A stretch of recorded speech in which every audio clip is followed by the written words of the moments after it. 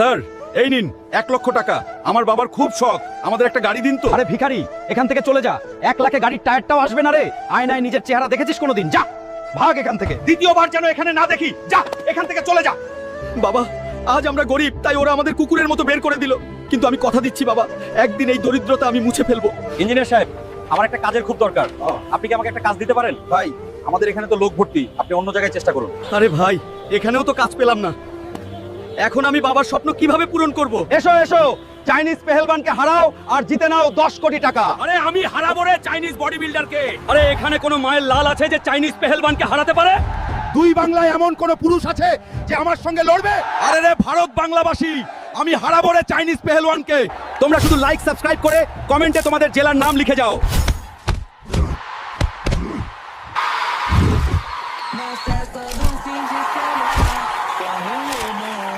এই নে